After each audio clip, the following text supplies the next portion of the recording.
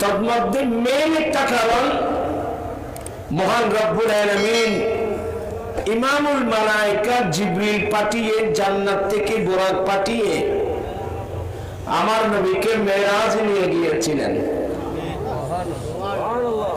সেই মেরাজ নিয়ে আল্লাহ আমার প্রিয় নবীকে দিদার দান করলেন, 50 ওয়াক্ত নামাজ দান করলেন, এরপরে সূরা বাকারার আখেরি আয়াতগুলো দান করলেন। 9 বংশ ফাআওহা ইলা আবদিহি মা আওহা।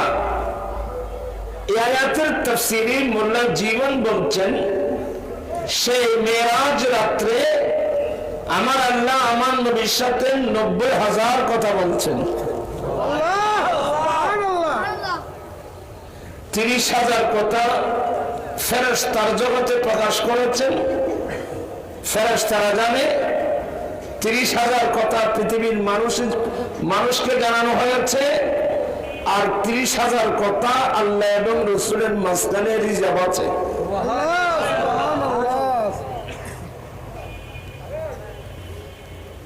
ওখানে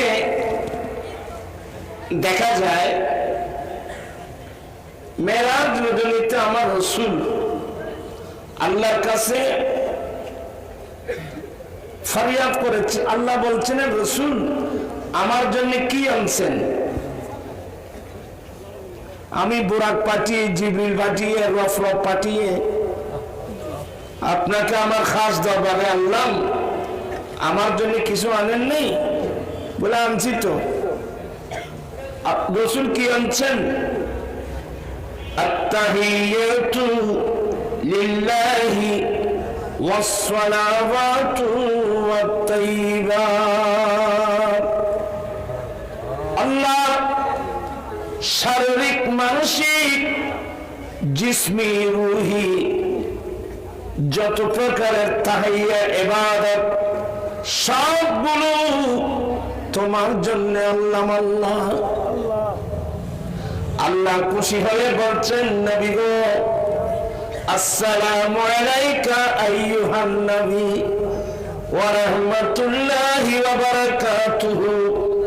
হে নবী, আপনার উপর সালাম, আল্লাহর রহমত এবং বরকত। আমার নবী আল্লাহর জন্য ইবাদতের তাহিয়া নিলেন, আল্লাহ খুশি হয়ে নবীকে সালাম দিলেন। আমার নবী খুশি হয়ে আমার নবী, আল্লাহ তোমার খাস দরবারে এনেছো, আমি তোমাকে ইবাদতের তাহিয়া দিলাম, তুমি আমাকে সালাম দিয়েছো। আল্লাহ তুমি সাক্ষী থাকো, তোমার খাস দরবারে এসে কিয়ামত পর্যন্ত আনে ওয়ালে আমি আমার গুনাহগার উম্মতদেরকে সালাম দিচ্ছি।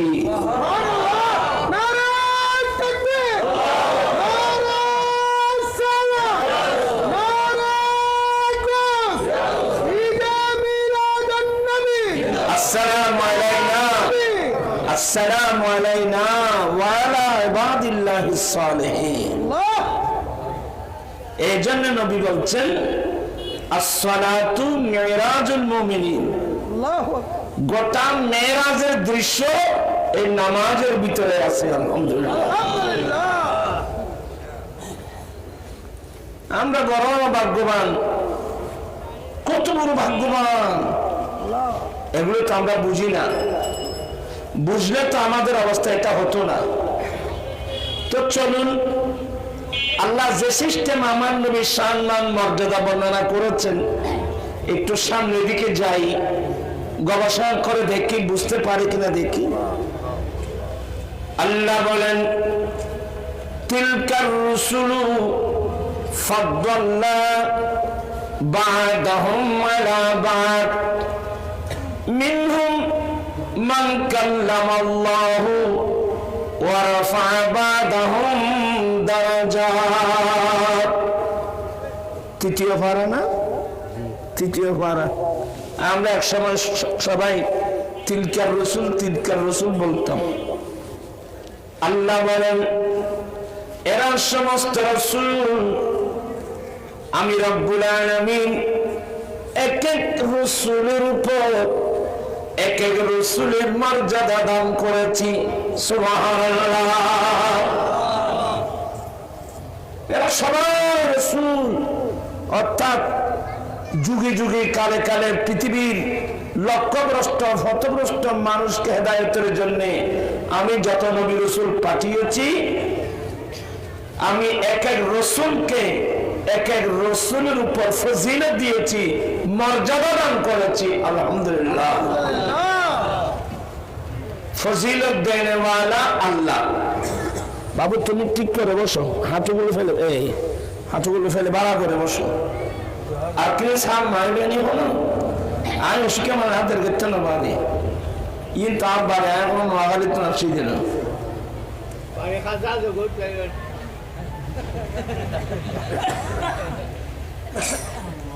अल्लाह बोलें আমি রব্বুল আলামিন এক এক রাসূলের উপর এক এক রাসূলের মর্যাদা দান করেছি। সমস্ত নবী রাসূল এক, কিন্তু এক একজনের উপর এক একজনের মর্যাদা ফজিলত আল্লাহ নিজে দান করেছেন। নবীদের ফজিলত, নবীদের বুজুর্গি, এগুলো আল্লাহর পক্ষ থেকে। বান্দায় কি দিবে? আমাদের আছে কি? ফজিলত বুজুর্গি সব আল্লাহর পক্ষ থেকে। কারণ আম্বিয়া ইকরামের জীবনী পড়লে দেখবেন যে ওরা যে কষ্ট মেহনত করে যেই নবীকে যেই যুগে যে উম্মতের কাছে পাঠিয়েছেন, কত কষ্ট করে ওরা ইসলাম ধর্ম প্রচার করেছেন, কত নবীদেরকে শহীদ করে দিয়েছে। আম্বিয়া ইকরাম কি কষ্ট করে, কি মেহনত করে এই মূর্তি পূজা, গাছ পূজা, বাঁশ পূজা, লতা পূজা, বোতল পূজা, আজে বাজে পূজা করে মুশরিক হয়ে জান্নাতের দিকে যাচ্ছিল। ওদেরকে বুঝিয়ে জান্নাতের দিকে আনতে গিয়ে কত নবী রাসূল শাহাদাত বরণ করেছিলেন। আর ওরা কোন মানুষ থেকে একটা দিনার, একটা দিরহাম বিনিময় নেয় নাই।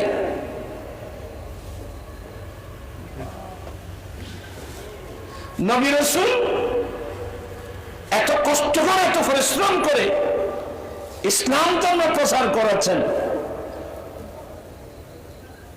উম্মত থেকে ইনি আমাকে ভাত খাওয়াবে, ইনি আমাকে চা খাওয়াবে, ইনি আমাকে একটু আরাম করাবে, এসব চাহিদা তাদের মধ্যে ছিল না। এমনকি আমার নবীর ব্যাপারে বলছেন, লা আসআলুকুম আলাইহি আজরান ইল্লা মাওয়াদ্দাতা ফিল কুরবা। হে রাসূল, আপনি বলেন, হে আমার আত্মীয় স্বজন তথা হে আমার উম্মত, আমি আল্লাহর পক্ষ থেকে যে ইসলামের বিধিবিধানগুলো নিয়ে তোমাদের কাছে এসেছি, যে ইসলাম ধর্ম প্রচার করছি, এর পিছনে আমি তোমাদের কাছ থেকে কিঞ্চিত পরিমাণ বিনিময় বদলা আমি নবী চাই না।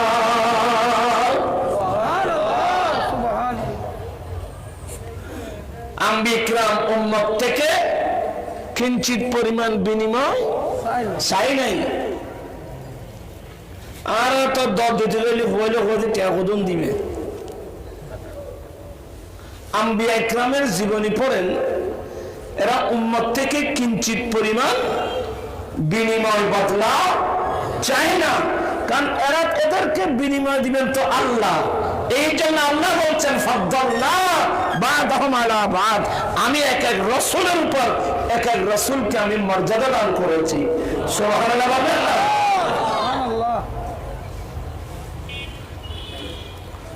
আমি একটু দেরি করলে সমস্যা হয়ে যাবে। তো এখানে দুজনের কথা উল্লেখ করা হয়েছে। মিনহুম মান কাল্লামাল্লাহ, রাসূলদের মধ্যে এমন রাসূল যে ব্যক্তি যার সাথে আল্লাহ কথা বলেছেন, সুবহানাল্লাহ। তাদের মধ্যে একজন রাসূল, এমন একজন রাসূল মান কাল্লামাল্লাহ, আল্লাহ যার সাথে কি করেছেন, কথা বলেছেন। এটা একটা মর্যাদা না? ডাইরেক্ট কথা বলে একটা মর্যাদা দেওয়া না? কিন্তু এই আয়াতের তাফসীর করলে দেখবেন যে আল্লাহ যে নবীদের সাথে ডাইরেক্ট কথা বলছেন ওখানে আমাদের নবীও আছে, আরো অন্যান্য নবী আছে, কিন্তু প্রসিদ্ধ হলো একজন, ওনার নাম হলো মূসা কালিমুল্লাহ। মিনহুম মান কাল্লামাল্লাহ, তাদের মধ্যে এমন একজন রাসূল যার সাথে আল্লাহ কথা বলেছেন, উনি হচ্ছেন মূসা কালিমুল্লাহ আলাইহিস সালাম। তো আল্লাহ মূসা আলাইহিস সালামের সাথে কথা বলেছেন, কোথায় বলছেন, কিভাবে বলছেন, সিস্টেম তো ভিন্ন। এক নম্বর তুর পাহাড়ে, কোথায়? তুর পাহাড়ে আল্লাহ মূসা আলাইহিস সালামের সাথে কথা বলছেন তুর পাহাড়ে, এবং কথা বলার আগে আল্লাহ মূসা আলাইহিস সালামকে নির্দেশ দিয়েছেন, এই মূসা, তুমি মাসবিয়াফি এই তুর পাহাড়ে ইতিকাফ করো। তুমি তুর পাহাড়ে কি করো? মূসা আলাইহিস সালাম বলেন, আল্লাহ আমার কোন সম্প্রদায় বড় দুষ্টু, আমার কোন সম্প্রদায় বড় দুষ্টু, আমি এক মাসের জন্য যদি এই তুর পাহাড়ে চলে আসি, এরা আবার আরেক দিকে চলে যাবে। বলে তুমি খেলাফত দিয়ে আসো, তুমি তোমার দায়িত্বটা দিয়ে আসো। রব্বুল আলামিন নির্দেশে মূসা আলাইহিস সালামের আপন ভাই হারুন আলাইহিস সালাম, হারুন, আমি তোমাকে খেলাফত দিয়ে যাচ্ছি, আমি তোমাকে আমার স্থলাভিষিক্ত করে যাচ্ছি। আমি তুর পাহাড় থেকে কাজ সেরে না আসা পর্যন্ত তুমি কোন জাতিকে পাহারা দিল? কারণ ইবলিস বড় দুষ্টু, কোন সময় মানুষকে মূর্তি পূজা, গাছ পূজা, বাস পূজার দিকে দাবিত করে। হারুন আলাইহিস সালাম, সাবধান, আমি এক মাসের জন্য দায়িত্ব দিচ্ছি তোমাকে, যদি কোন সম্প্রদায় কিছু করে আমি তোমার থেকে কি নেব, তোমাকে শাস্তি দেব। মূসা আলাইহিস সালাম হারুন আলাইহিস সালামকে দায়িত্ব দিয়ে তুর পাহাড়ে চলে গেলেন। এই এক মাসের মধ্যে অনেক দুষ্ট মানুষ গরুর বাচ্চা পূজা শুরু করলো। বিত্তিখাযিকুমুল ইজলা, গরুর বাচ্চা পুজো, গরু দেখা পুজো নিও, নাউযুবিল্লাহ বলেন না? যেটার উপর রাগান্বিত হয়ে মূসা আলাইহিস সালাম হারুন আলাইহিস সালামের দাড়ি ধরে, পারবেন? আমি তোমাকে দায়িত্ব দিয়ে গেলাম, আমার উপস্থিতিতে আমার কোন কিভাবে গরু বাচ্চা পূজা করতে পারে সেটার উপর দাঁড়িয়ে ধরে ওনাকে শাস্তি দিলেন। কাকে? হারুন। সাবধান, এগুলো নবীদের ব্যাপার, এগুলো ভাইয়ের ব্যাপার। ভাইজান, আমাকে দাঁড়িয়ে ধরে লজ্জিত করবেন না। বলে, কেন তুমি দায়িত্ব পালন করো নাই? বলে, আমি দায়িত্ব পালন করেছি, এরপরও এরা মানুষের তালে পড়ে এই কাজ করেছে। নাউযুবিল্লাহ বলবেন না? আম্বিয়া ইকরামের কষ্ট, এগুলো তো আমরা স্বপ্নেও চিন্তা করবো না কোনোদিন। কি কষ্ট করে মানুষকে ইসলামের দাওয়াত দিয়েছেন, তোমার আমকে তো ফিরি কে ফিরি ইন্দিকিদার ফলনার আবার তাই যেতেন ওয়াজ খাইছো তোর কোনো দাবাই নেই এক বললে লিখ কেউ ফিরে যাই গে মেহরবানি করে আমি আপনাদের দিকে আপনারা আমার দিকে তাকাবেন ইকে ইকে অনেকে হয়ে যাবে ইকে একবার নিয়ামতায় ঘুরে যাব আপনারা বিরক্ত হচ্ছেন দুটো বলতে চাচ্ছিলাম আম্বিয়া কিরাম কত কষ্ট মেহনত করে মানুষের কাছে ইসলামের দাওয়াত দিয়েছেন আফান উম্মত থেকে একটা পয়সা বিনিময় চেয়েছিল না কারণ ওদের বিনিময় তো দিবেন কে আল্লাহ আর মুরব্বী হয়ে গেল আল্লাহ আল্লাহ দিয়ে হুরানি বান্দা দিয়ে হুয়ার মানি আর হুয়ার মানিলে দূরে দিবাই আর রুজুরে হলো আসবি এখন শুধু হুয়ার মানি তো হুয়ার মানি যারা এগুলো চাই নাই এরা গৌসুল আজম হয়ে গেছেন কেউ খাজা বেগম হয়ে গেছেন কেউ গৌসুল বাগদাদ হয়ে গেছেন আল্লাহুল কাফি কাসাতুল কাফি ওয়াজাতুল কাফি লিকুল্লিল কাফি কাফাফিয়াল কাফি ওয়া নি'মাল কাফি ওয়ালিল্লাহিল হামদ এরা বান্দার দিকে চাই নাই আবার সাইয়ের মানে আবার হুজুর তারা তুমি ডুবডু না করবে চাই এই গরিব এখন তো মসজিদের ইমাম খতিব প্রায় তো গরিব ফ্যামিলি এই তারা টিয়া বুঝে না তোমারা বম্বই না যদি তারা পরিবার চালাইবে কেন আবার চাই হ্যাঁ কই বলে তুই কইবে চাই আমার ভাইয়েরা এক সময় ইসলামী হুকুমত ছিল যখন বিশ্বে ইসলামী হুকুমত ছিল হাফেজ কোরআন উলামা ইকরাম ইমাম খতিবদেরকে রাষ্ট্রীয়ভাবে বাইতুল মাল থেকে কি দিত বাতা দিত ওরা ফ্যামিলি চালাতে পারতেন নিঃসন্দেহে দিনের কাজ করতে পেরেছে নির্বিঘ্নে দিনের কাজ করতে পেরেছে কিন্তু এখানে তো ইসলামী হুকুমত নাই এখানে তো আলেম ওলামাদের জন্য বাইতুল মাল আছে কই ইন করতে গেলে বাইতুল 108 গাল বাজাবে আর কই বলে রাজি নেই আমার রাসূল বলছেন খায়রুকুম মান তাআল্লামাল কুরআন ওয়া আল্লামাহু তোমাদের মধ্যে সবচেয়ে উত্তম মানুষ যে নিজে কোরআন পড়ে অপরকে কোরআন পড়ায় সুবহানাল্লাহ এবার আপনি বলুন তো ওই সমস্ত মানুষের গুরুত্ব আমাদের কাছে কতটুকু আছে আমার জীবন মরণ সাজাবো মাদানী রঙে আমার জীবন মরণ সাজাবো মাদানী রঙে সেই রঙে রঙিন হয় আল্লাহ রাসূল তাকবি আমার সঙ্গে আমার জীবন মরণ সাজাবো মাদানী রঙে যাই আমি এবার বললে দেরি হয়ে যাবে মুসা ইসলাম নিজের এই দায়িত্ব আল্লাহর দেওয়া দায়িত্ব নিজের আফন ভাই হারুন ইসলামকে দায়িত্ব দিয়ে উনি একেবারে চলে গেলেন কোথায় তুর পাহাড়ে মাস ব্যাপী রোজা রাখবেন 1 মাস ব্যাপী ইতিকাফ করবেন মুসা ইসলাম আনন্দে আত্মহারা হয়ে যখন দৌড় দিলেন মুসা ইসলামের পায়ে জুতা ছিল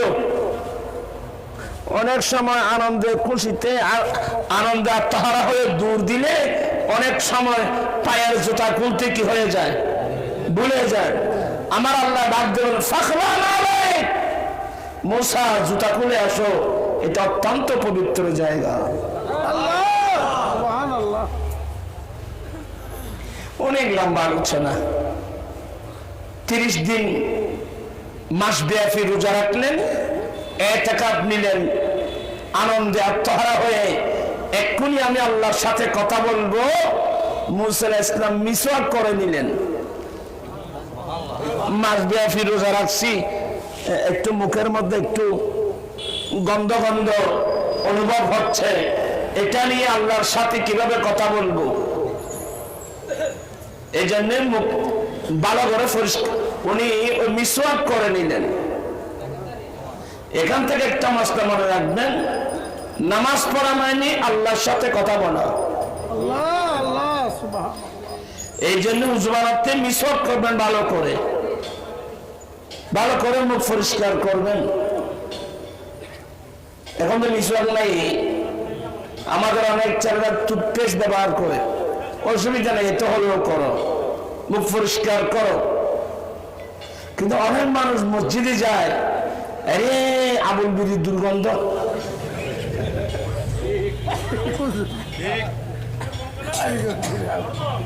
শুধু পাবলিক না, আর বহুত দূরে লোক আছে।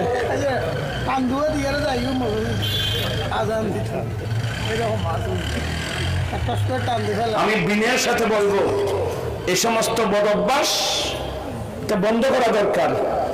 তাদের কি দোষ দেবো? আমরাও তো খেতাম, আমি আত্মসমালোচনা করি মানুষ, আমরাও তো খেতাম,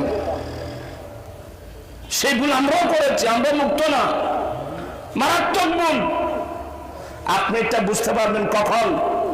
যখন আপনি বিড়ি সিগারেট কমপ্লিট ছেড়ে দিবেন, আপনার হাত যখন সতেজ হবে, আপনি নিজেই বুঝতে পারবেন, হ্যাঁ আমি এত বড় মারাত্মক ভুল কিভাবে করলাম। আমি আমার দেশবাসী সবাই করবো, বিড়ি সিগারেট এগুলো সম্পূর্ণ বাদ দিয়ে ফেলেন। কত সুন্দর স্বাস্থ্য আল্লাহ নিয়ামত দিয়েছেন, রোগ আক্রান্ত হলে তারপর বুঝবেন। এই বিড়ি সিগারেট পান করলে মানুষ রোগ আক্রান্ত হয়, এখানে কোনো সন্দেহ আছে? কথা বলছেন না কেন? আপনি জেনে শুনে খাচ্ছেন, যে কিনে কিনে ছেড়ে দেন, এগুলো ফেলে দেন। আর মসজিদে যাওয়ার সময় ভালো করে মিসওয়াক করবেন, ভালো পোশাক পরবেন এবং আতর লাগাবেন, সুগন্ধি লাগিয়ে যাবেন। আমরা আতর ব্যবহার করে আছে কয়জন? অনেক সময় মসজিদে যাচ্ছেন, আসসালাম সামনে কথা বলতে ফা করে ওনার মুখ থেকে যে দুর্গন্ধ আসলো, অত্যন্ত মারাত্মক। আমার রাসূল বলছেন, উম্মত তোমরা কাঁচা পেঁয়াজকে মসজিদের পাশে যাও না। কেন? কাঁচা পেঁয়াজ হারাম নাকি? হারাম না, হালাল। কি মানে? কাঁচা পেঁয়াজের মধ্যে একটা কি আছে? দুর্গন্ধ আছে। খাও, ভালো করে পরিষ্কার করে যাও। এই জন্য মসজিদের মধ্যে হারিকেন বাতি জ্বালানো নিষেধ, কারণ হারিকেন চলে কেরোসিন তেল দিয়ে, কেরোসিনের মধ্যে একটা কি আছে? দুর্গন্ধ আছে। আমরা এগুলো কতজনের শিক্ষা চিন্তা করি, করো, আমরা তো করে চিন্তা ভাবনা করি না, পাগলের মতো দৌড়াদৌড়ি করি। তো যাই হোক, আমি এতগুলো কথা বলবো না। মুসা আলাইহিস সালাম কি করে নিলেন? মিসওয়াক করে নিলেন। আল্লাহ বলেন, মুসা তুমি মিসওয়াক কেন করছো? আয় আল্লাহ, মাসবিফি তোমার প্রাণে রোজা রাখলাম, এতেকাম নিলাম, আল্লাহ তোমার সাথে কথা বলবো, একটু একটু গন্ধ মনে হচ্ছে, এই জন্য মিসওয়াক করে নিলাম। আল্লাহ বলেন, মুসা কেন তুমি মিসওয়াক করলা? এই কারণে আমি তোমাকে আরো 10টা রোজা বাড়িয়ে দিলাম। কারণ আমার নবী বলেন, খুলুফু ফামিস সাইম ইনদাল্লাহি আতিয়াবু মির রিহিল মিস্ক।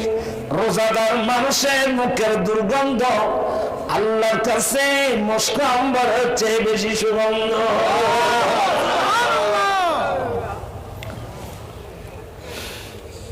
আবার সাই উল্টে উল্টে বুঝবে, সাই তাই বলি কিন্তু আরো মিশ্রণ করছেন। আরো আগে ছিল 30, এখন কত? 10। 10টা রোজা আরো বাড়িয়ে দিলেন, 10 দিনের থেকে আরো বাড়িয়ে দিলেন, মোট কত হলো? এরপরে আমার আল্লাহ নবী মুসা আলাইহিস সালামের সাথে ডাইরেক্ট কথা বলছেন। আহা, কথা বলতে বলতে এখানে আরো মজার ব্যাপার আছে। মজার ব্যাপার হলো, মুসা আলাইহিস সালাম ওনার শাশুর বাড়ি মাদায়ান শহর। ইনি সোহেব ইসলামের মেয়ের জামাতা, উনি আল্লাহর নবী, উনিও আল্লাহর নবী। সোহেব ইসলামের মেয়ের জামাতা মুসা ইসলাম। ওই যে আবার বলছে আরো তুলি না, তার না অভ্যাসই তো কেন করিব, কেন কষ্ট করি বইয়ে বাজি। মাদায়ান শহর এগিন কইতেন না, দেরি দিন গো বাজে আই যে আবার এই তো আমি মিটা দাম বলে গো।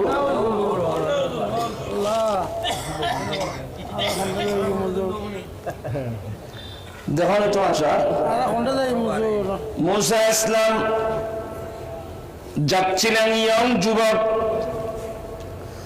ওই মাদায়ান শহরে গেলেন যেখানে পানি পানি ওই কূপ থেকে পানি উত্তোলন করা হয়। কূপ থেকে কূপ কূপ অনেক নিচের কূপ, কূপ থেকে পানি উত্তোলন করা হয়।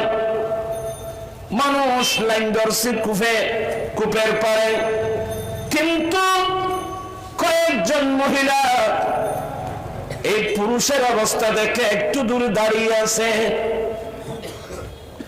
কয়েকজন মহিলা পানির জন্য গিয়েছিল, কিন্তু পুরুষের কারণে এই যুগে চলে না পুরুষের দেখাই এখন তো আমরা মার্কেটে গেলে আমরা তো ফালিয়ে যেতে হয়।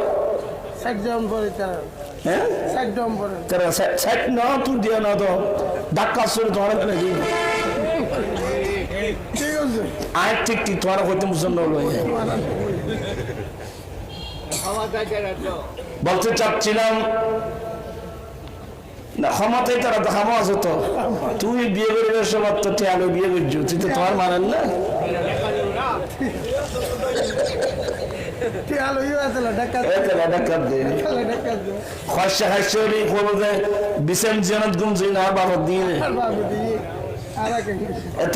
ভাবিয়া করিও কাজ, করিয়ে ভাবিও না। আত্মমর্যাদা সবসময় রক্ষা করবেন। আমি প্রয়োজনে রিক্সা টেনে উপার্জন করবো, আমি প্রয়োজনের তারাগাড়ি টেনে উপার্জন করবো, আমি প্রয়োজনের দিন মজুরি কাজ করে উপার্জন করবো, তারপর আমি বিক্রি চাইবো না। এই আত্মমর্যাদা আমরা বুঝি কয়জনে? আল্লাহ হেদায়েত নসিব করুন। মুসা ইসলাম ইয়ং যুবক, আর ওই কূপের যে ঢাকনি ছিল এটা খুলতেও অনেক শক্তি লাগে। মুসা ইসলাম নিজে গিয়ে পুরুষদেরকে বলছে, এখানে কিছু মহিলা পানির জন্য দাঁড়িয়ে আছে, তোমরা এদিকে একটু সরো বলে মুসা ইসলাম টান দিয়ে ঢাকনা খুলে ওই মেয়েদেরকে পানি উঠাই দিলেন। ওই মেয়েরা কিন্তু আল্লাহর নবী সোহেব ইসলামের কন্যা। দুজন মেয়ে বাবার কাছে গিয়ে রিপোর্ট দিলেন, আব্বা একজন পুরুষ আমাদেরকে হেল্প করছে, উনি না হলে তো আজকে গোটা দিন আমরা পানি নিয়ে আসতে পারতাম না। একজন পুরুষ খুব বাহাদুর, একজন পুরুষ যুবক, সে আমাদেরকে হেল্প করছে। আব্বা আপনি যদি বলেন ওনাকে একটা আমাদের ঘরের দাওয়াত দিয়ে নিয়ে আসতাম। মুসা ইসলামকে নিয়ে গেলেন আর সামনে। মুসা ইসলামকে নিয়ে যাওয়ার পরে ওখানে হযরত সফুরা আলাইহিস সালাম ছিল। হযরতে অনেকদিন ওনার বাসায় ছিলেন, ওনার ঘরে ছিলেন, ডাকছেন এবং ওনাকে জামাতা বানিয়ে নিলেন। এই মেয়েগুলো সোহেব ইসলামের কন্যা। অনেকদিন শাশুর বাড়িতে ছিলেন। শাশুর বাড়িতে থাকতে থাকতে বেয়াদবি কিন্তু মাপ, স্ত্রী গর্বিত হলো। শীতের মৌসুম ছিল, শাশুর বাড়ি মাদায়ান শহর থেকে নিজের বাড়ির দিকে রওনা হয়ে গেলেন।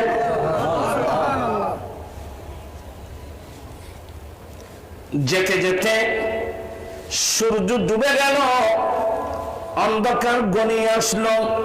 মূসা ইসলাম গর্ভবতী স্ত্রীকে নিয়ে পাহাড়ি অঞ্চলে ঢুকে পড়লেন। কোন অঞ্চল? পাহাড়ি অঞ্চল ঢুকে পড়লেন। অন্ধকার নেমে আসলো, এই গভীর জঙ্গল পথ অতিক্রম করতে হবে। মূসা ইসলাম দেখলেন একটি গাছের উপর আগুন জ্বলতেছে। একটি গাছের উপর আগুন জ্বলতেছে। সফুরা কে বলছেন? সফুরা, ঠান্ডার মৌসুম, তুমি গর্ভবতী, হ্যাঁ, এখানে তো ইয়েও নাই, ওখানে আগুন জ্বলতেছে, দেখি আমি ওখান থেকে কিছু আগুন নিয়ে আসতে পারি কিনা, কিংবা ওখানে কোনো মানুষ পাওয়া যায় কিনা, তুমি এখানে একটু অবস্থান করো, তুমি এখানে অবস্থান করো, আমি ওখানে যাচ্ছি। আর মাই বলে শীতের প্রয়োজন দেখো, এই তো ভাই বেরি তার ভাই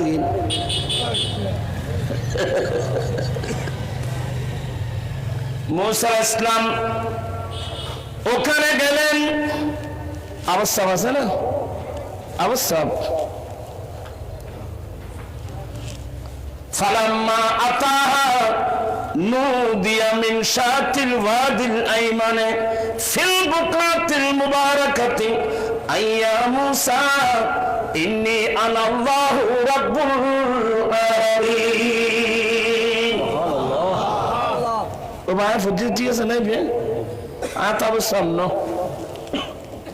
ফালাম্মা আতাহা মূসা ইসলাম যখন ওই আগুনের পাশে গেল, আগুনটা কিন্তু ফিল বুকাতিল মুবারাকাতে অত্যন্ত বরকতময় পবিত্র জায়গার ডান পাশে।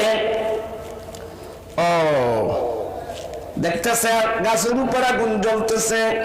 মূসা ইসলাম গেলেন আগুনের জন্য। ওই আগুনের ভিতর থেকে আওয়াজ আসতেছে, মূসা আমি আগুন নয়, আমি তোমার রব্বুল আলামিন।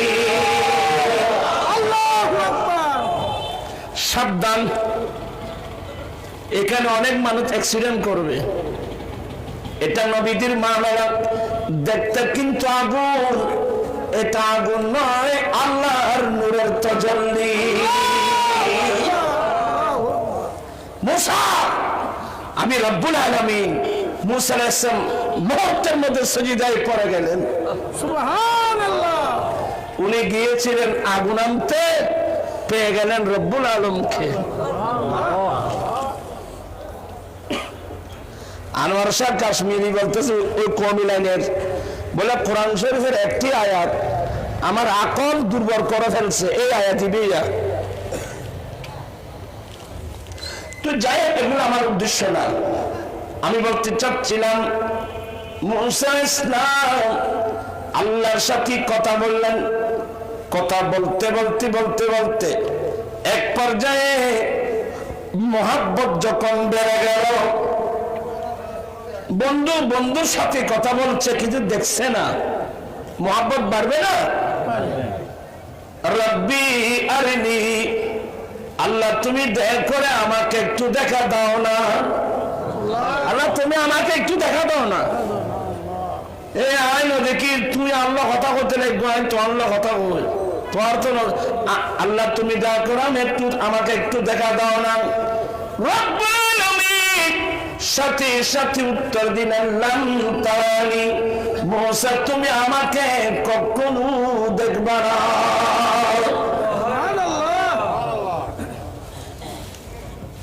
এটার অর্থ আছে, মূসা তুমি আমাকে কখনো দেখবা না মাইনি।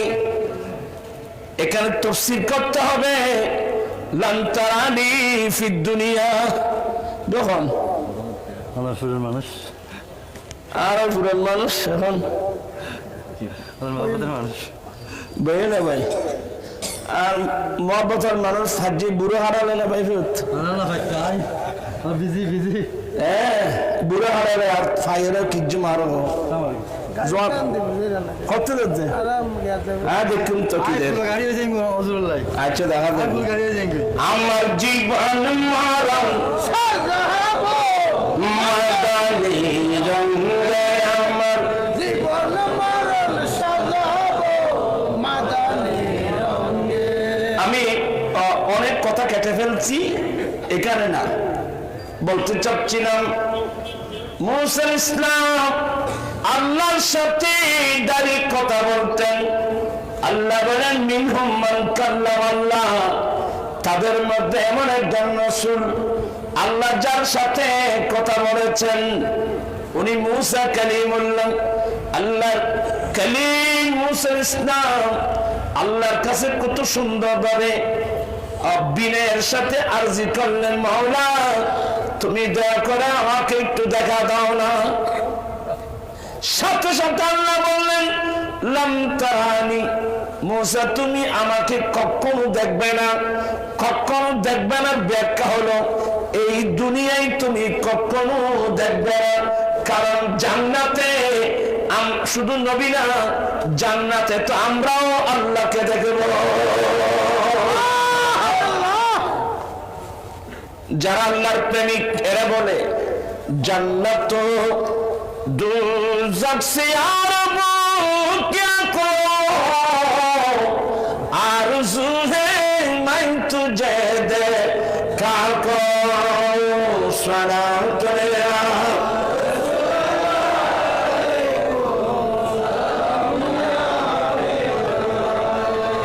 मौला तुम्हार জান্নাত দিয়ে কি করব, জাহান্নাম দিয়ে কি করব? আল্লাহ আমার ইচ্ছা হলো তোমাকে এক নজর দেখা।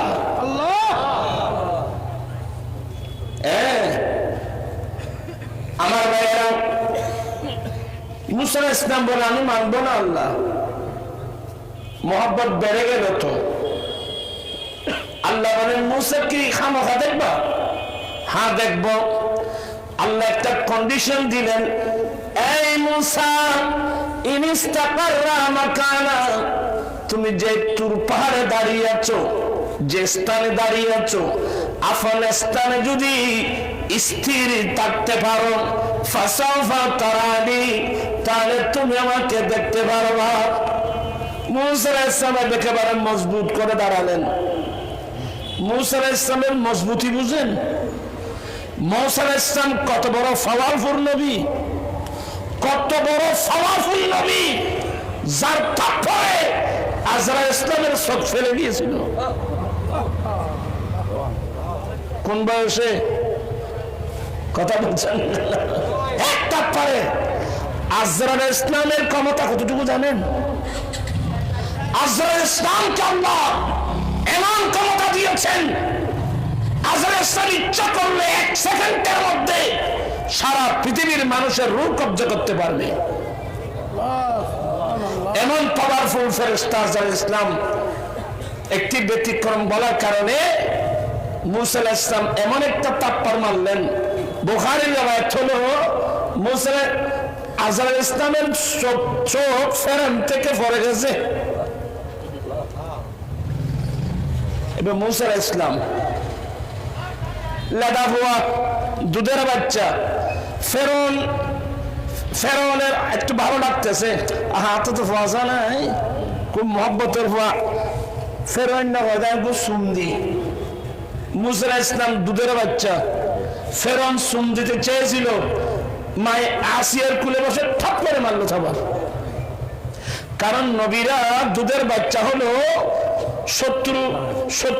শত্রু চিনে, কাফের মুশরিক চিনে। আমরা তো কাফের মুশরিক চিনি না, আমরা তো বন্দুক আর শত্রুকে বুঝি না। এক থাপ্পড় মাঝে গো থাপ্পড় মাঝে দুধের বাচ্চা থাপ্পড় মারলে কি? ফেরাউন কয়েক ঘন্টা বেহুশ ছিল। হোশের মধ্যে যখন আসলো, এই আসিয়া এই গণগ্রহ বলছে যে আমার শত্রু এবছর জন্ম নিবে, যে ছেলে তুমি লালন পালন করতেছো এই আমার শত্রু। বলে আয় আল্লাহ, হাত কি করতাম, বেয়াদবি মাপ। তুমি আমাকে বিয়ে করেছো, তোমার কাছে কোনো মর্দানি শক্তি নেই, ছেলে সন্তান তোমার কাছে নেই, ছেলে সন্তানের স্বভাব সম্পর্কে তুমি কি বুঝবা? ছেলে সন্তান মার কোলে বসে, বাবার কোলে বসে, দাড়ি টানে, চোখ টানে, তাপ্পান মারে, বলে আসিয়া আমার ছেলে সন্তান না থাকলে আমি বুঝি তো, কিন্তু এই ছেলেটা আমাকে জেনে শুনে টাপ্পা মারছে। বলে কি বলে পাগলের মতো? বলে তুমি পাগল মতো বলছো যে যারা যন্ত্রণা কি চলতেছে আমার উপর সেটা আমি জানি, তুমি কোত্থেকে দেখবা? সোয়ারিবের ফোরানি কি চলে না আয় না করতে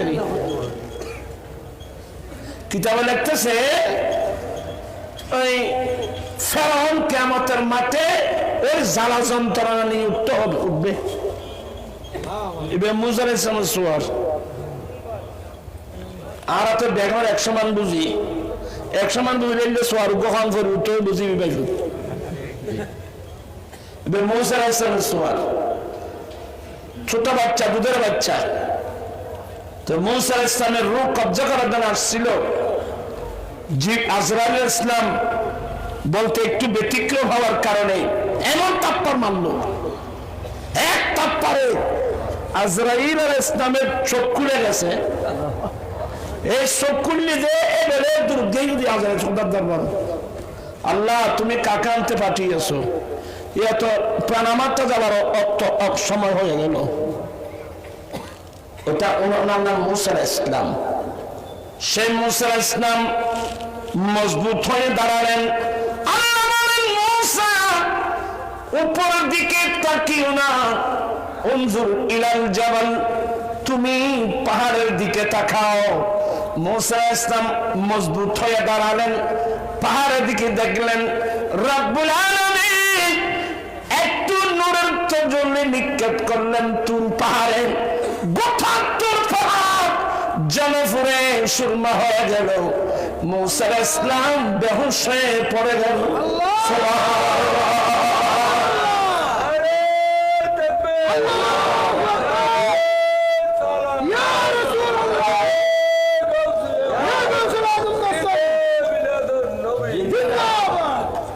তাফসীরুল বায়ান শরীফে লিখছে যে তাজাল্লিটা কতটুকু ছিল, আল্লাহর নূরের তাজাল্লিটা কতটুকু ছিল।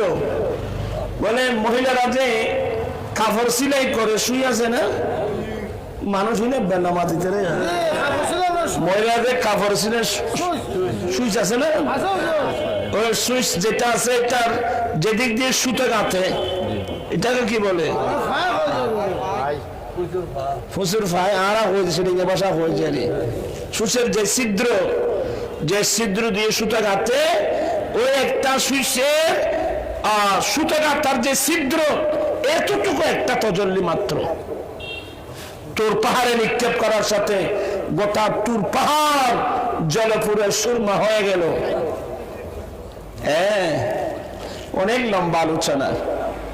আমি বোঝাতে চাচ্ছিলাম, আল্লাহ বলেন মিনহুম মান কাল্লামাল্লাহ, রাসূলদের মধ্যে এমন একজন রাসূল যার সাথে আল্লাহ ডাইরেক্ট কথা বলছেন, উনি হচ্ছেন মুসা কালিমুল্লাহ।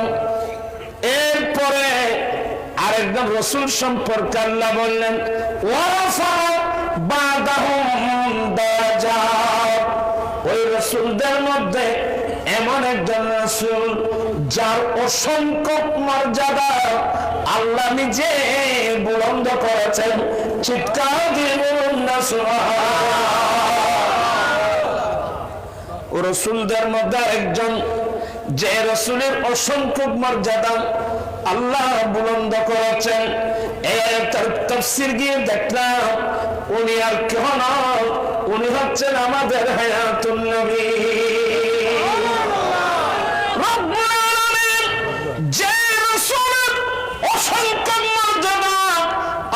বুলন্দ করেছেন উনি হচ্ছেন আমাদের দয়াল নবী। সবসে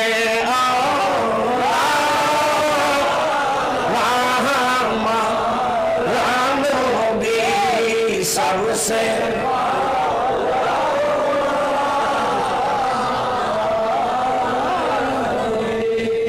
আমি প্রথমেই বলছিলাম আপনার সামনে আসেন, তো সামনে নয় গোড়ার এর একবার ইন করতেন তো নাই তেরে বা তোরা অঞ্চলে একটু সামনে চেষ্টা করতে তোরা ইয়ং ফল আইও না তারা বুড়ো আবার লাইট বুঝেন না সামনে চলে আল্লাহুম্মা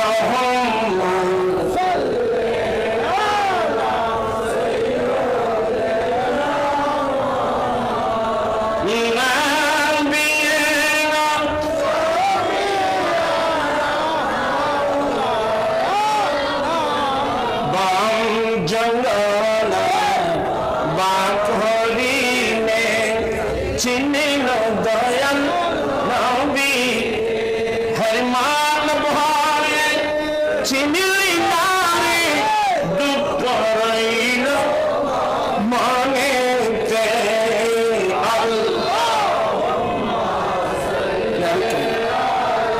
আসলে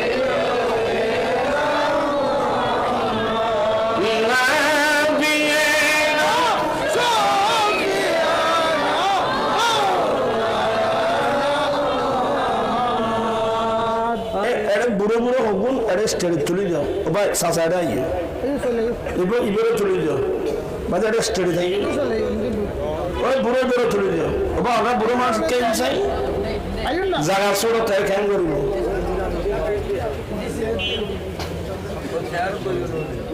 না না এটা ফরিব তো এর স্টেজ ফারিব ওদের শেয়ার আছে ওদের স্টেজ আছে বুড়ো মানুষ তুলে যাও আল্লাহুম্মা সাল্লি আলা সাইয়্যিদিনা মুহাম্মাদ নাবিয়িনা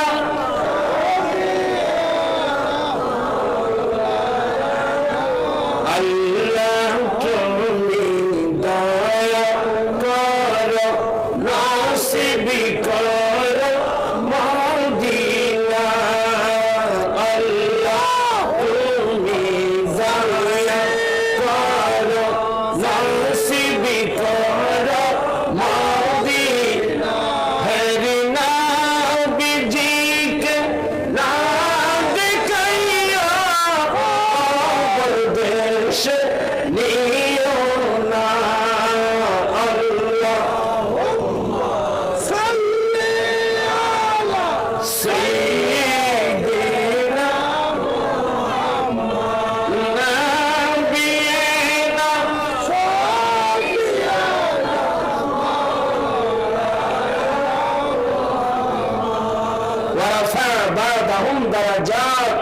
তাদের মধ্যে অনেক রাসূল যার অসংখ্য মর্যাদা আল্লাহ বুলন্দ করেছেন এই আয়াতের তাফসীর করলে দেখবেন উনি আর কেউ নন নবিকুল সম্রাট সৈয়দুল মুরসালিন খাতামুন নবীন শফিউল মুযনিবিন জগৎ গুরু মুহাম্মদুর রাসূলুল্লাহ সাল্লাল্লাহু আলাইহি ওয়াসাল্লাম আল্লাহ আমার নবীর অসংখ্য মর্যাদা বুলন্দ করেছেন এর জন্য আমার আলা হযরত কি বলছেন জানেন ফরশে ওয়ালে তিরিশা কত কালো क्या जाने फरशे वाले तिरशा कत कालो क्या जाने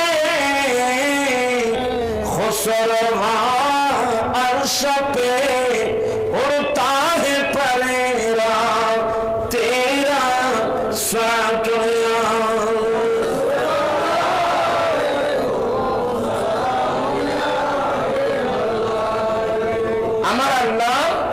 আমাদের দয়াল নবীর অসংখ্য মর্যাদা আল্লাহ বুলন্দ করেছেন তন্মধ্যে একটা হলো মেরাজুন নবী সাল্লাল্লাহু আলাইহি ওয়াসাল্লাম চিৎকার দিয়ে বলুন না সুবহানাল্লাহ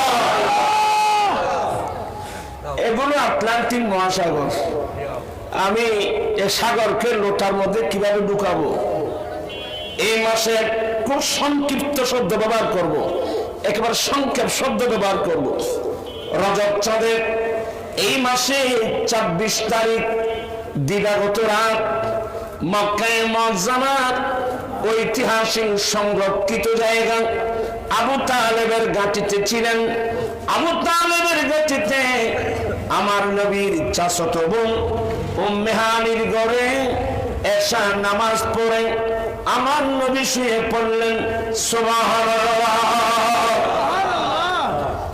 এখান থেকে একটা মশলা মনে রাখবেন, কোন চাচতো ভাই চাচতো বোনের রুমে কোনদিন থাকতে পারবে না। এটা আমার নবীর বিশেষত্ব, বৈশিষ্ট্যতা। আমার ভাইয়েরা, আমার নবী বলেন, আমার নবী শুয়ে পড়লেন, কারণ নবী জানেন যে আজকে সফর অনেক দূরে। এখানে অনেক লম্বা আলোচনা আছে, আমি বলবো না। আমার নবী শুয়ে পড়লেন, নাম, আমি ঘুমালাম, জাগ্রতের মাঝখানে ছিলাম, মানে আমার তন্দ্রা ভাব আসলো। ফরে যা সাকাফু বাইতি, আমার ঘরের ছাদ খুলে দেওয়া হলো। আমার ঘরের ছাদ খুলে জিবরিল আমি নবীর রুমে প্রবেশ করলেন। সুবহানাল্লাহ। জিবরিল সালাম দিলেন, ইন্নাল্লাহা ইয়াকরাউকা সালাম, নবী গো আল্লাহ আপনাকে সালাম দিচ্ছেন। আমার নবী তশরিফ, নবী গো আপনি তশরিফ আনুন, আল্লাহ আমাকে পাঠিয়েছে আল্লাহর দরবারে নিয়ে যাওয়ার জন্য। আমার নবী বলেন, জিবরিল আমি নবীকে নিয়ে উম্মে হানির ঘর থেকে বের করে এনে খানায় কাবা উত্তর পাশে মিজাবের রহমতের নিচে একটা জায়গা, যে জায়গার নাম হাতিমি কাবা। সুবহানাল্লাহ। কোন রাওয়ায়াতের মধ্যে আনাফিল হাতিম এটাও আছে, কোন রাওয়ায়াতের মধ্যে আনাফিল হারাম এটাও আছে, তদবিক আছে। আমার নবী বলেন আমাকে শোয়াই দিলেন। জিবরিল আমাকে শোয়াই দিয়ে আমার এখান থেকে এ পর্যন্ত, মানে হলকুম থেকে নাভি পর্যন্ত আমি নবীর বক্ষ বিদীর্ণ করলেন, আমার সিনে মোবারক অপারেশন করলেন। জিবরিল নবীর সিনে মোবারক অপারেশন করলেন। ইমাম বাইহাকি রাওয়ায়াত আনছেন, লাম ইয়াকুনিশ শাক্কু বিহালাতিন ওয়া লাম ইয়াসলিদ দাম, আমার অপারেশন অস্ত্র ছাড়া এবং এই অপারেশনে এক ফোঁটা রক্তও ঝরে নাই। আল্লাহ। ফাখরাজা কলবি, জিবরিল আমার হাত, আমার কলব বের করলেন। আল্লাহ। আমি রাসূল সবগুলো স্বাভাবিকভাবে দেখতেছিলাম। পৃথিবীর যত বড় হার্ট সার্জারি হোক, মানুষের হাত বের করতে পারবে না, সাথে সাথে মান মারা যাবে। মারা যাবো। আমার নবী বলেন আমার হাত বের করলেন। আল্লাহ। জিবরিল আসার সময় দুটা স্বর্ণের তালি আমার কলবটা বের করে জান্নাতি স্বর্ণের থালির উপর রাখলেন। সুবহানাল্লাহ। এখানে একটা মস্ত জানবেন, কোন মানুষের জন্য দুনিয়াতে স্বর্ণের তালি, স্বর্ণের পেয়ালা, স্বর্ণের গ্লাস ব্যবহার করা যায় নাই। এটা আমার নবীর বৈশিষ্ট্যতা এক। দ্বিতীয় নম্বর, এটা দুনিয়ার কোন স্বর্ণের থালি নয়, এটা তো জান্নাতের থালি। স্বর্ণ কেন? এখানে অনেক লম্বা আলোচনা। আমার নবী বলেন, জিবরিল জমজম কুফের পানি দিয়ে আমার কলব ধৌত করলেন। কি কলবে কি ময়লা হয়ে আছে? না। জিবরিল বলেন, কলবুন সাদীদুন, আমি মেরাজ রজনীতে প্রিয় নবীর যে কলব বের করলাম, এই কলবটা একেবারে মজবুত, সাফ, পরিষ্কার, পবিত্র। আমি এই কথাগুলো ফাতহুল বারি শরহে সহিহ বুখারীতে নকল করছেন জিবরিলের হাদিস। জিবরিল বলেন, আমি নবীর কলবের মধ্যে এমন দুটো চোখ দেখেছি, যে চোখে দেখে, এমন দুটো কান দেখেছি, যে কানে শুনে। সুবহানাল্লাহ। এই জন্য নবী এবং আমাদের পার্থক্য, আমরা সামনে দেখি পিছনে দেখি না, আমরা সামনে দেখি পিছনে দেখি না, আমরা কাছে দেখি দূরে দেখি না। আমার দয়াল নবী সামনে যেভাবে দেখে, পিছনে সেভাবে দেখে। আমার নবীর জন্য দূর কাছে এক সমান।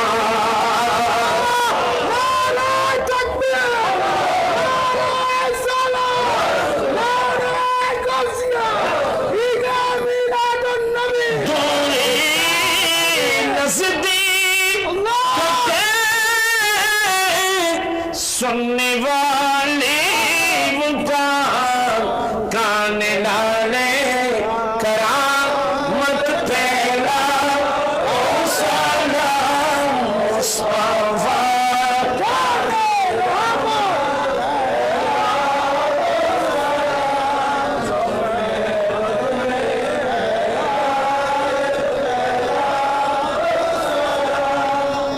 আমাদের দেশে কিছু ইসলামের নামে চিন্তাবিদ ওরা মন্তব্য করছে দাঁড়িয়ে নবীকে সালাম দেওয়ার সময় কেউ যদি বিশ্বাস রাখে নবী মদিনা শরীফ থেকে শুনছে এটা নাকি শিরিক হবে। শয়তান দল হুজুর। হ্যাঁ। শয়তান। আমি বলছি আমার নবীর জন্য দূরে কাছে 100 মান। দূরে কাছে না না, আমার নবীর জন্য দূরে কাছে, নবীর গোলামদের জন্য দূরে কাছে 100 মান। সুবহানাল্লাহ সুবহানাল্লাহ। যেমন অলিকুল সম্রাট যার ফাতিহাই ইয়াজদহম, অলিকুল সম্রাট ওয়ালিদিগে রাজা মহারাজ নামুদের সালাম কানি আব্দুল কাদের জিলানী কৃপা করে রাকমদের লাখ অবকুতুবে রব্বানি আব্দুল কাদের জিলানী। ওলিকুল সম্রাট গোসে পাক বলেন লাউ ইনকাশাফাত আরাতু মুরিদি ফিল মাশরিকি ওয়া আনা ফিল মাগরিব লাসাতারতুহা। আমি আব্দুল কাদের দুনিয়ার পশ্চিম প্রান্তে, আমার কোন ভক্ত মুরিদ দুনিয়ার পূর্ব প্রান্তে ঘুমিয়ে পড়ছে, যদি আমার কোন ভক্ত মুরিদ দুনিয়ার পূর্ব প্রান্তে ঘুমের মধ্যে তাদের সতর যদি খুলে যায়, আমি আব্দুল কাদের দুনিয়ার পশ্চিম প্রান্ত থেকে দেখছি তাই না লাসাতারতুহা, গৌসিয়তের হাত বাড়িয়ে আমার ভক্ত মুরিদের সতর পর্যন্ত আমি দেখে দিই।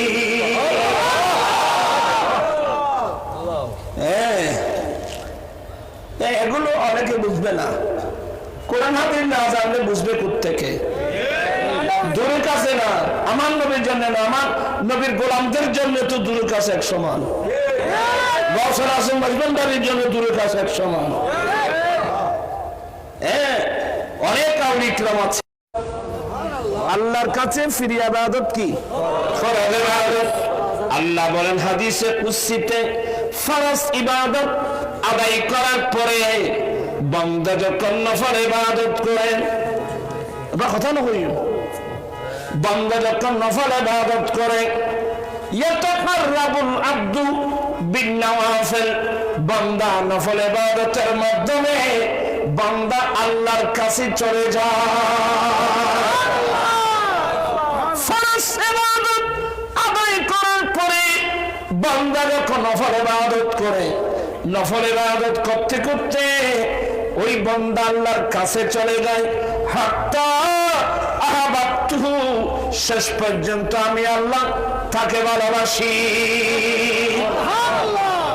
আর আমি রব্বুল আলামিন যখন কোন বান্দাকে ভালোবাসি, কুনতু সামাহুল্লাযী ইয়াসমাউ বিহি, আমি তার কান হয়ে যাই যেই কানে সেই শুনে, আমি তার চক্ষু হয়ে যাই যে চোখে সেই দেখে, আমি তার হাত হয়ে যাই যে হাতে সে ধরে, আমি তার পা হয়ে যাই যে পায়ে সে চলে। এ হাদিসে কুদসি মোতাবেক যারা আল্লাহর ওলি এই পজিশনে চলে যাবে তাদের জন্য দূরে কাছে এক সমান। এগুলো তো রাসূল না, তো রাসূলের গোলামানে রাসূলের শান। সুবহানাল্লাহ। আমার জীবন মারা সাজাবো মাদানী রঙে, আমার মোবাইল হো সেই রঙে রঙিন হলে আল্লাহ রাসূল থাকবে আমার সঙ্গে, আমার জীবন মরণ সাজাবো মাদানী রঙে। মোবাইল না কিনে দিব কই ইমাম কাছে বাদশাহ রাউন্ড করে।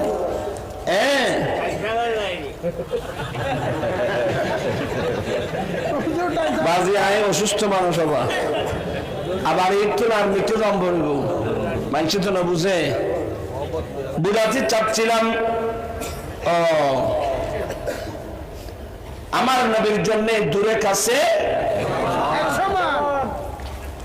যারা বিজ্ঞানের ছাত্র, তোমরা তো ভালো করে বিজ্ঞান পড়ো না।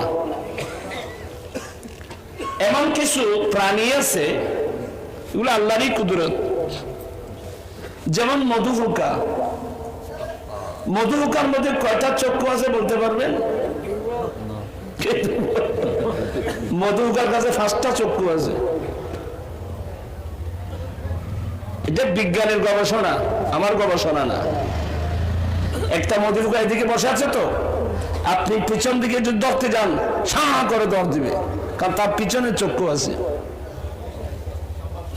আরেকটু যদি বিজ্ঞান জানতে চান, আজকাল ছেলেরা তো বিজ্ঞানও বুঝে না, কোরআন হাদিস থেকে বুঝবে।